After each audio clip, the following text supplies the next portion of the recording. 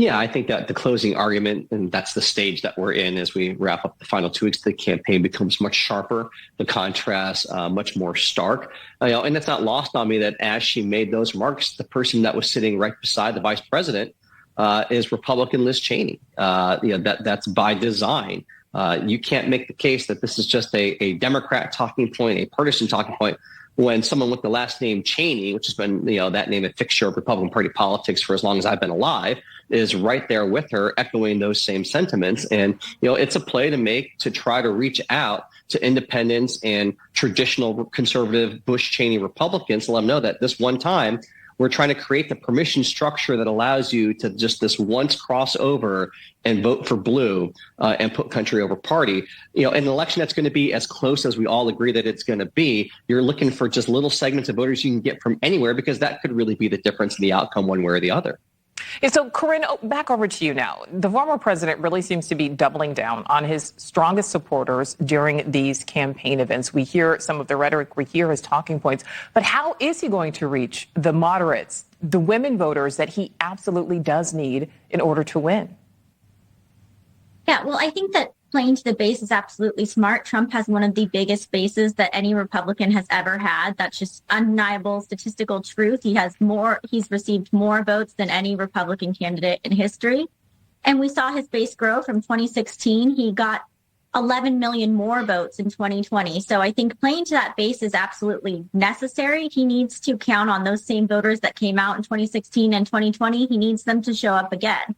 I think where we will see his growth with women or with Hispanics or with African Americans, we do see some movement there. And that will have a lot to do with these issues like the economy, immigration, and housing has become a huge issue in this election. And what we're seeing is people do not feel that Kamala is very strong on those issues. So I think that is where he will have some chance to pick up even more votes than he got in 2020 by speaking to issues that people do believe Donald Trump is strong on.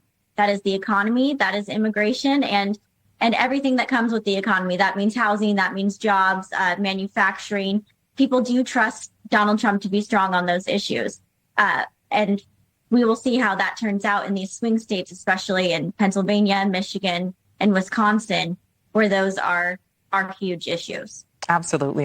Yeah, we see inflation there in that graphic continues to be the number one issue, the inflation, the economy. We saw that also the graphic there of the national polling. Kamala Harris has a slight lead, but it's certainly well within the margin of error. So Kurt, for you, she is doing this pointed outreach to disaffected Republicans. You mentioned the fact that she was on the stage yesterday. She campaigned all day yesterday with Republican Liz Cheney. But while doing that, is she potentially risking losing some of her core Democratic coalition? I don't think so. I think that Democrats understand the stakes of this election, and they understand that winning is all that matters. And so if you have to, spend some time campaigning with people that you may disagree with on 90% of the issues, but on the issue of democracy, you are on the same page. I think they get that. They understand that.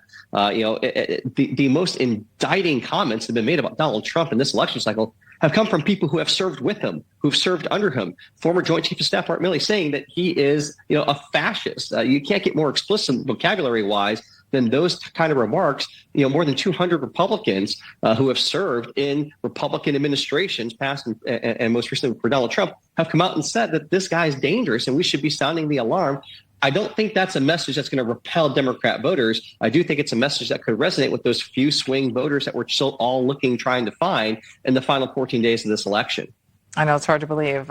2 weeks away seems so far, but yet so close. All right, Corinne. It's a marathon at a sprint pace. Exactly. Corinne Clark and Kurt Bardella, happy birthday again. Thank you both for your time.